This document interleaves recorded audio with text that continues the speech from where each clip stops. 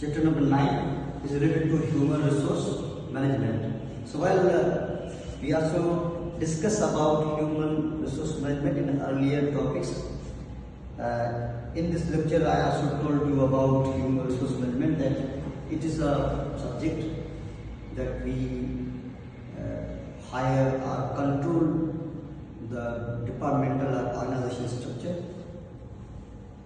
So simply we can say that it is the management works. Okay. So in this way we will discuss regarding each item in lecture. So which subject or which topics are covered in this lecture, now we can discuss. So let's, number 1, human resource management or HRM. Second, responsibilities of HR department. Third, components of HR. Fourth, recruitment, outsourcing, selection process. Reliability and validity. Training and development. Job analysis and design. Performance appraisal. Pay and benefits. Role of labor unions and labor relations. So these all are the content which we cover in this lecture. So first of all, human resource management. Simply मैंने आपको पहले ही बताया, उस तरीके से मैं अभी थोड़ा और डिस्कस करता हूँ कि एक HRM पॉलिसी बनाता है, यानी कि the policies, practice and system that influence employees behavior, attitude and performance. Our human resource management includes all activities used to attract and retain employee and to ensure the performance. और simply we can say HRM जो है वो policy बनाता है, system को चलाने के लिए, एम्प्लॉयज को हायर करने के लिए, उनकी बिहेवियर, उनकी परफॉर्मेंस को बढ़ाता है। यानी कि बहुत सारे जॉब हैं जो HRM के अंडर कंट्रोल है, बट कुछ मैंने बताया यहाँ कि जैसे कि एम्प्लॉय का बिहेवियर, एम्प्लॉय की परफॉर्मेंस, एम्प्लॉय की hiring, selection criteria. Okay, right here I write some things about recruitment and selection, training, performance, pay. Means HRM क्या करता है? Recruitment, job recruitment. आपको पहले एडवर्टाइजमेंट कौन करता है? HR डिपार्टमेंट से। HR डिपार्टमेंट के पहले सबसे पहले एडवर्टाइजमेंट, फिर वो मार्केट में, और उसके थ्रू जो कैंडिडेट है वो अप्लाई करेंगे ऑनलाइन। आजकल तो ऑनलाइन प्रोसेस आ गया है, आजकल तो HR टूल्स बन गए हैं, HR खुद ही देख रहा है, सिस्टम बन गया है, तो उस थ्रू लोग अप्लाई करते हैं और खुद सिस्टम जो है उनको उनकी CV, रिज्यूमे, उन सबको चेक करता है और फाइनल इंटरव्यू के लिए सिलेक्ट करता है। लेकिन ये प्रोसेस होता है HR का। तो एडवर्टाइजमेंट थ्रू के जो आपकी रिज्यूम्स या सीरियल आप लोग भेजेंगे, जो जरूरत होगी, वो डिपार्टमेंट क्या करेगा? डिपार्टमेंट के पास आएंगे, डिपार्टमेंट में एक पर्सन होगा जो उन रिज्यूम में CV को 100 CV होगी तो उनमें से कोई भी 20 या 10 CV जो या रिज्यूम में वो सिलेक्ट करेंगे और उनको फर्दर इंटरव्यू के लिए, उनको सिलेक्शन के लिए क्या होगा, फिर उनका कोई न कोई टेस्ट रख देंगे। अगर ज़्यादा CV है फिर उनको शॉर्टलिस्ट करके इंटरव्यू के लिए बुलाएंगे, फिर उनका कोई सिलेक्शन क्राइटेरिया और देंगे, फिर ज़्यादा और अगर इंटरव्यू के लिए एम्प्लॉय आ गए तो राइट, फिर फर्दर उसकी सिलेक्शन होगी और अपॉइंटमेंट लेटर होंगे और इस तरीके से हायरिंग होगी। तो ये जो सिस्टम सारा कौन देख रहा है? HR है, HR डिपार्टमेंट, ह्यूमन रिसोर्स। तो ये एक मैनेजमेंट सिस्टम है जिसके अंदर मैंने आपको बताया रिक्रूटमेंट और दूसरा क्या है? ट्रेनिंग। यानी कि ट्रेनिंग भी HRM के थ्रू होती है। सिंपल ट्रेनिंग, एम्प्लॉय की ट्रेनिंग, न्यू, जैसे कि मैं सीनियर लेक्चरर हूँ, तो जब मैं सबसे पहले यूनिवर्सिटी को ज्वाइन किया तो हमारी ट्रेनिंग हुई, डिपार्टमेंटल ट्रेनिंग हुई, जिसमें हमें बताया गया कि आपको किस तरीके से रिजल्ट बनाना है, किस तरीके से स्टूडेंट्स का पोर्टल को देखना है, ऑनलाइन उसके असाइनमेंट, क्विज, सबको कैसे देखना है, आपको सिस्टम को आप कैसे चलाना है। तो ये सम टाइप ऑफ ट्रेनिंग। तो आप जिस डिपार्टमेंट में जाएंगे, जहां पे आप जॉब करेंगे, आपको उससे रिलेटेड ट्रेनिंग दी जाएगी।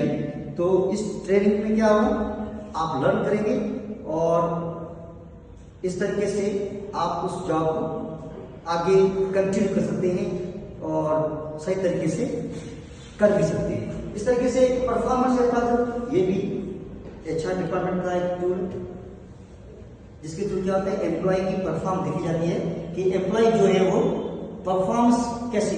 जैसे फॉर मैं यूनिवर्सिटी का एक एम्प्लॉय हूँ, तो मैंने कौन सा काम किया, किससे किया, मुझे कैसे पता चलेगा। तो HR के थ्रू क्या होता है, बहुत सारे अच्छे ऑर्गेनाइजेशन के अंदर, अच्छे इंस्टीट्यूशन के अंदर क्या होता है, HRM का सिस्टम जो परफॉर्मेंस एप्रेजल सिस्टम है वो एम्प्लॉय की परफॉर्मेंस को और बेटर बनाता है। कैसे, वो अपने एम्प्लॉय को या तो बोनस दे देती है, सर्टिफिकेट देती है, फॉर द एप्रिसिएशन सर्टिफिकेट, कोई रिवार्ड दे देती है, ताकि एम्प्लॉय जो है वो खुश हो और आगे अपना जो भी काम है उसको बढ़ाए कि वो, और ये भी समझे कि मुझे एक एप्रिसिएशन सर्टिफिकेट मिला या एप्रिसिएशन समहाउ रिवार्ड मिला या कुछ अमाउंट है, क्या है। तो उस तरीके से क्या है, एम्प्लॉय की परफॉर्मेंस बेटर से बेटर बनती है और वैल्यू बढ़ती है। तो इस तरीके से पे सिस्टम है, बेनिफिट्स और भी सारे बेनिफिट्स मिलते हैं और लेबर रिलेशंस भी जो है वो भी मिलते हैं सिस्टम के अंदर, राइट। तो ये और भी बहुत सारे हैं, लेकिन मैं थोड़े से डिस्कस किए मैंने आज। अच्छा, आगे हम बढ़ते हैं, स्लाइड में क्या है। Okay, now functions, responsibilities of HR department. ये HR डिपार्टमेंट की रिस्पांसिबिलिटीज क्या है, like analyse and design of work, यानी work analysis, job design, job description. मैंने पहले बताया जो एडवर्टाइजमेंट है वो कौन करता है, HR डिपार्टमेंट। यानी कि जॉब डिजाइन, एनालिसिस और जॉब डिस्क्रिप्शन, यानी मैं लेक्चरर हूं या सीनियर लेक्चरर हूं अभी में, तो मेरी डिस्क्रिप्शन क्या है, ये HR डिपार्टमेंट जब मेरा अपॉइंटमेंट लेटर आएगा तो उसके साथ जॉब डिस्क्रिप्शन होगा, जिसको HR क्या कहते हैं, JD। HR JD मैंने आपको पढ़ाया था, JD फॉर जॉब डिस्क्रिप्शन। तो ये JD जो होती है, इसमें क्या होता है, सब कुछ लिखा होता है तो एम्प्लॉय को क्या काम करना है, ठीक है। After that recruitment and selection, पहला एनालिसिस, दूसरा रिक्रूटमेंट एंड सिलेक्शन। तो रिक्रूटमेंट एंड सिलेक्शन में क्या है, जॉब रिक्रूटमेंट जो भी आपको मैंने डिस्कस किए, job posting, interview, testing, coordinating, use of template, right. After that training and development, तो इसमें क्या है, orientation, skill training, career development program. तो स्किल ट्रेनिंग है जो मैंने आपको थोड़ा पहले डिस्कस किया। Performance management, performance layer, preparation, administration and performance appraisal discipline. Compositions and benefits, इसके अंदर कंपोजिशन क्या क्या है और बेनिफिट्स क्या है। यानी अगर आप देखेंगे तो एम्प्लॉय को क्या बेनिफिट्स है, ये भी HR डिपार्टमेंट का एक फंक्शन है। वेजेस एंड सैलरी, यानी कि वेजेस कितने, सैलरी क्या देनी है एम्प्लॉय। एडमिनिस्ट्रेशन, इंसेंटिव्स पे, आपके इंसेंटिव्स कितने, पे कितने करने। इंश्योरेंस, कोई इंश्योरेंस पॉलिसी है। वेकेशंस लीव, कोई लीव पॉलिसी है। रिटायरमेंट प्लान, अगर एम्प्लॉय रिटायर होता है तो उसको क्या ओल्ड एज है या EOBI फंड है या और भी बहुत सारे फंड है, वो है या नहीं है। जो आरएस में काम कर रहा है उसकी क्या रिटायरमेंट पॉलिसी है। जैसे गवर्नमेंट रिटायरमेंट पॉलिसी होती है तो प्राइवेट के अंदर भी हर जगह भी है, कौन सी पॉलिसी है। क्या HR के थ्रू हर कंपनी का इंटरनेशनल मल्टीनेशनल कंपनी में क्या है क्या नहीं है, ठीक है। After that profit sharing, stock plans, employee relations. Employee relations में attitude survey, labour relation, employ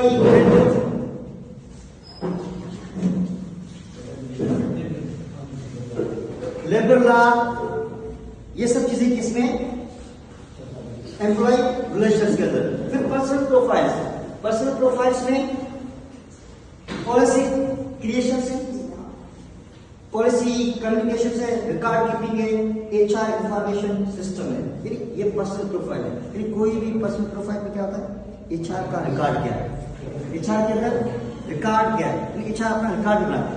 after that supporting for सर्वे, और आगे हम देखते हैं क्या है।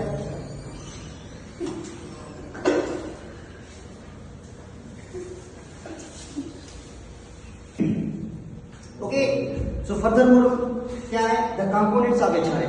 तो HR के कंपोनेंट्स क्या है, बहुत सारे कंपोनेंट्स हैं, लेकिन यहां पे हमने क्या पढ़ा है, recruitment, selection, training, performance appraisals, और आगे उनके फीडबैक, और आगे क्या है इसके अंदर, pay and benefits, labour relations, internal. Okay, these are the HR के जो कंपोनेंट्स हैं। After that recruitment. Recruitment process में क्या है, इंटरनल रिक्रूटिंग, एक्सटर्नल रिक्रूटिंग और आउटसोर्सिंग।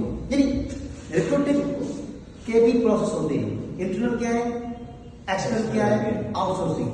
इंटरनल वो रिक्रूटमेंट है जो डिपार्टमेंटल होती है। डिपार्टमेंट के अंदर जैसे फादर में सीनियर लेक्चरर, उसके साथ साथ मैं डिपार्टमेंटल कोऑर्डिनेटर भी हूँ, जनरल कोऑर्डिनेटर हूँ। तो BOS है, BO में एकेडमिक यूनिवर्सिटी की प्रॉब्लम्स होते हैं, और भी मास्टर का थीसिस है, PhD का है, तो ये चीजें मैं देखता हूँ। तो ये मेरी क्या इंटरनल रिक्रूटमेंट होती है, यानी कि मुझे इस काम के साथ और कौन से काम देखने पड़ रहे हैं। Okay, continue this topic from profession. External, now external recruiting. External recruiting means जो भी ऑर्गेनाइजेशन है, जो भी इदारा है, जो कंपनी है, उनको नीड होती है जॉब की, तो वो एक्सटर्नल हायर करते हैं। उनके लिए सिस्टम मैंने आपको पहले बताया है, हायर सिस्टम, उसके थ्रू वो हायर करती है। और मोर देन आउटसोर्सिंग, और आउटसोर्सिंग मीन्स आउटसोर्सिंग वो परफॉर्मेंस होती है जो ऑर्गेनाइजेशन जो आउटसोर्सिंग करिए, way to operate more efficiently and save money. Okay, like that. और आउटसोर्स प्रॉब्लम्स क्या होती है, outsourcing contractors are not committed to the firm. Union typically means union भी देखती है इनको। और सिलेक्शन प्रोसेस मैंने आपको पहले बताया कि सिलेक्शन प्रोसेस क्या क्या है, फिर भी हम देख लेते हैं। सिलेक्शन में क्या होता है, उसकी पर्सनल सिलेक्शन है। Organisation make decision about who will not be allowed to join the organization after approval of applicant. Qualification देखी जाती है, और रिक्रूटमेंट एक प्रोसेस होता है। बैकग्राउंड इंफॉर्मेशन भी है, include education, prior employment means कि प्रियर ये कि उनका देखा जाता है कि भाई पहले अगर मैं सीनियर लेक्चर हूँ, कभी मैंने पहले क्या किया है, मेरा एक्सपीरियंस कहाँ है, टीचिंग का है या नहीं है, मैनेजमेंट का है क्या है, तो ये भी देखा जाता है। और फिर इंटरव्यू के लिए बुलाया जाता है। इंटरव्यू के भी टाइप होते हैं। इंटरव्यू में कौन कौन से टाइप है, स्ट्रक्चर इंटरव्यू, अनस्ट्रक्चर और फिजिकल एबिलिटी टेस्ट। तो ये इंटरव्यू टाइप, ठीक है बेटा, इसको मेन करते हैं। You know while about interview, interview में क्या क्या पूछा जाता है, क्या नहीं किया जाता है, मैंने आपको पहले भी बताया है, HR में जो पढ़ा है सब्जेक्ट के अंदर। अब more about paper and pencil written test, ये भी उनका पार्ट है। एबिलिटी टेस्ट, यानी कि एबिलिटी टेस्ट भी दिया जाती है, इसके अंदर assess applicant has slide skill for the job, ये एबिलिटी टेस्ट होती है। पर्सनालिटी टेस्ट भी दी जाती है। परफॉर्मेंस टेस्ट, ये परफॉर्मेंस टेस्ट भी इसमें होता है। असेसमेंट सेंटर होते हैं कैंडिडेट के लिए कि भाई सेंटर है, वहां पे टेस्ट आप दें। और reliability, after that next reliability and validity, यानी selection tools must be reliable and valid. तो जो सिलेक्शन सिस्टम है वो क्या, एक मस्ट रिलायबल हो और वैलिडेट हो। तो